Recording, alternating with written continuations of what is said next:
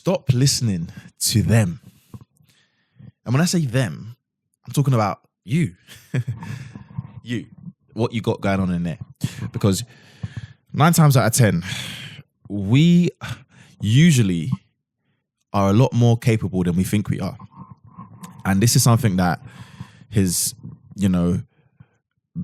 something I've seen in a lot of people, especially all my years in coaching, is that we have all these limiting beliefs that affect our ability to achieve certain things.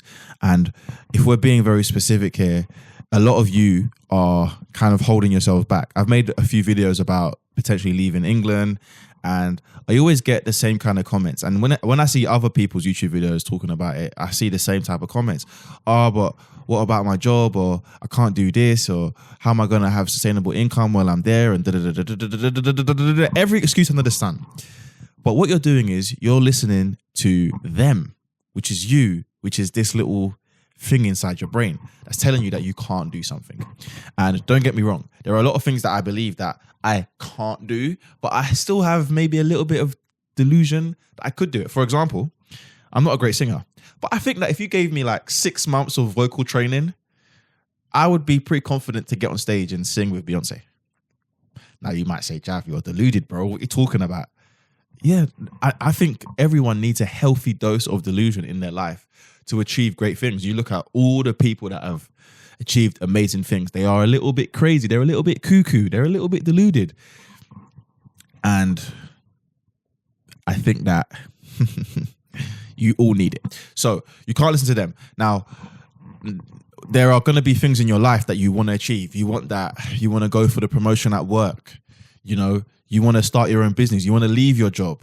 You want to quit that relationship that's not fulfilling you, or you want to get into that relationship, but you're scared about the outcomes. There are so many things. And don't get me wrong, these are the same fears that I have when I think about things in my life. Like, okay, should I do this? But I don't want to do this. And one of the things that I always revert back to is, what's the worst that could happen? If I could like put my decision making in a category, like how I do things, I always ask myself like, yo, if I don't do this, what's going to happen? If I do this, what's going to happen? And what is the worst case scenario? Am I going to die?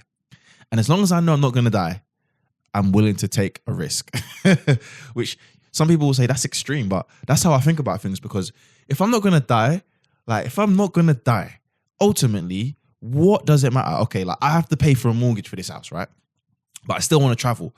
I don't want to be in the UK 12 months out of the year. So I'm just thinking, okay, if I don't get a tenant to pay my bills, I'm not going to be able to do that.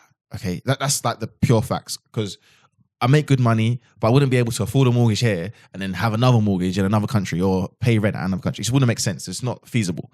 I could probably do a lodger because then I could just pay for the room like that. That's feasible. But the worst case scenario, like the worst case scenario, if I really wanted to leave the UK, like really, really wanted to leave, I could sell the house. Obviously, I'm not going to do that. I would not do that because I think that especially, black people don't own enough property anyway. So for me, this is more than just having a house. But like my worst case scenario would be like, look, sell the house and go travel and I can buy another house. Obviously, I'm talking in extremes, but I'm not going to die. I'm not going to die doing that. I might die on my travels, but obviously I don't want to put that into the air. Let me touch the floor, touch the wood. But my point I'm making here, and I probably didn't articulate that very well, but the point I'm making here is that, look, like every time you face a scenario in your life, you have to like go through a decision-making process, put it through some scenarios. And that way you can look at what the worst case scenario is, what the best case scenario is, and it will allow you to overcome what could happen. Because we can sit here and worry about what could happen, shoulda, woulda, coulda, do this, do that. And yes, like the smallest decision can have the biggest impact. There's a ripple effect of everything you do. But if you sit there, procrastinate and let fear take over, you will never do it. For example, at the start of the year, I told everyone I'm going Thailand. I'm going Thailand. I kept saying it, and I hadn't even booked it yet. Because I was sitting there thinking, well, what if I go and I don't like it? I'm going to miss my family and And yeah, I'm going to miss my family. Of course I'm going to miss my family. But I've lived away before. I know I'm going to miss my family. I already knew that. So I just said, you know what? I just woke up one morning. It was really early in the morning. I woke up and I was like, let me just book it. Because once I book it, I can't turn back. I'm not going to spend all the money booking the flight and not go. So I'm like, you know what? I just booked it. Booked it. Bang. Done. But I have to come back for some personal reasons. So I have to come back. But my idea is let me book it for as long as I can, go, come back. Because then if I go, I can actually assess, yo, can I do this long term, 3 months, 6 months? Now I've booked it for 6 weeks because that's the time I could allocate to going before I have to come back to deal with some personal stuff and then go again. But at least that 6 weeks, yeah, it's not a holiday.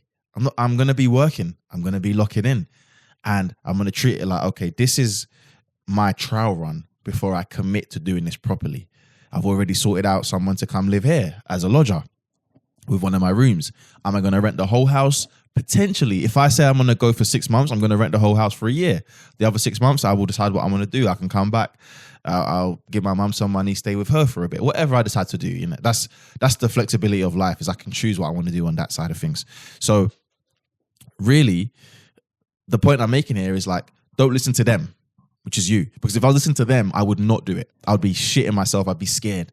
I'd be like, you know what? I can't do this, man. Because if I go, you know, everyone's going to miss me and, you know, something's going to happen. Like, if I let that fear just keep holding me back, I wouldn't achieve things. So I want to give you the lens of this. You know, you should be logical. You should be rational with your decision-making process. You should always be logical and rational with your decision-making process. Do not let emotion lead you, because I think that, especially when guys make emotional decisions, we're more prone to extreme behaviors, which usually leads to bad outcomes. However, once you've gone through the filtering process, you then need to just factor this in. What's the worst case scenario? Am I going to die? And that's how I think about everything.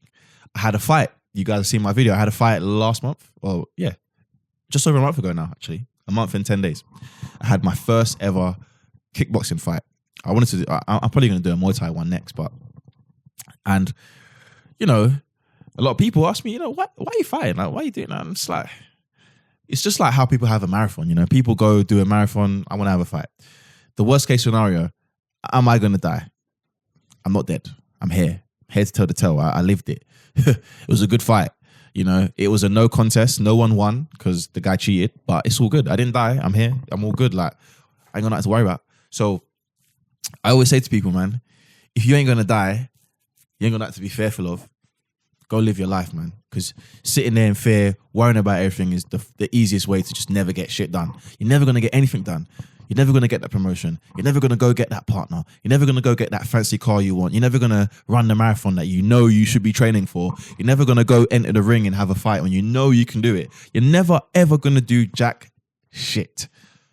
So, this video was more just to inspire you, because I woke up this morning feeling inspired. I felt ready. I'm revved up. Got my headband on. I'm about to head to the gym. Like, I'm revved up. And the reason I'm revved up is because, like, sorry, my cat is going absolutely crazy. You're right over there. Yo. Yeah? She's just going nuts. Hey, you good? She's just going nuts over there. Okay. Anyway. But I'm revved up because, you know, like, man, life's short, man. And, yeah, it's crazy. It's crazy. Anyway, ultimately, it's down to you. It's down to you. It's down to what you want to do. And it's down to you not listening to them, because them is you. And that is you holding yourself back. It's normal, man. We all do it. We all feel it. We all kind of have to overcome it. And I think that you can overcome it. With that being said, don't forget to like, share, subscribe. And look, I'm really committed to the process. I want to really push this huge channel. If you want to support, feel free to send me a coffee. And have a little look at my cat going absolutely mental as I make this video.